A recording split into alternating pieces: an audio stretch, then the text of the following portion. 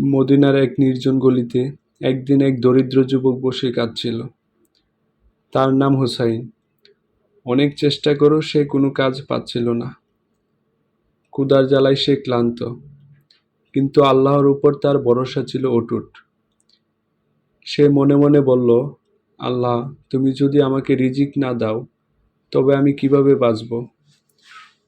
ঠিক তখনই এক বৃদ্ধ তার পাশে এসে দাঁড়ালেন। বৃদ্ধের পরনে ছিল সাধারণ পোশাক, কিন্তু চেহারা ছিল এক অদ্ভুত নূর। তিনি হেসে বললেন, পুত্র, তুমি কেন কাঁদছ?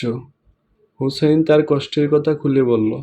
বৃদ্ধ বললেন, আল্লাহর রহমতে কখনো ফুরিয়ে যায় না।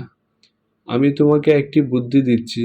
মদিনার বাজারে যাও, সেখানে এক ধনী ব্যবসায়ী আছে।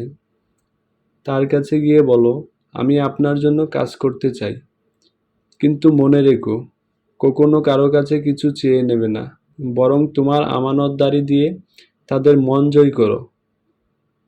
হুসাইন বৃদ্ধের কথা শুনে বাজারে গেল।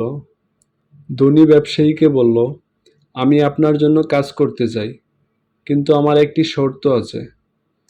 আপনি আমাকে বেতন দেবেন না, বরং আমি যা আয় করব তার থেকে একটি অংশ আমার হবে। ব্যবসায়ী হেসে বললেন, তুমি চতুর বালক। কিছুদিনের মধ্যে হুসাইন তার সততা, পরিশ্রম ও আমানতদারির জন্য বিখ্যাত হয়ে উঠল। ব্যবসায়ী তাকে তার ব্যবসার অংশীদার করলেন। কয়েক বছরের মধ্যে হুসাইন নিজেই একজন সফল ব্যবসায়ী হয়ে উঠল। একদিন সে সেই বৃদ্ধ লোকটিকে খুঁজতে বের হলো, কিন্তু আর কখনো তাকে খুঁজে পেল না। তখন সে বুঝতে পারল, হয়তো বৃদ্ধ লোকটি আসলে একজন ফেরেশতা ছিলেন, যাকে আল্লাহ তার জন্য পাঠিয়েছিলেন।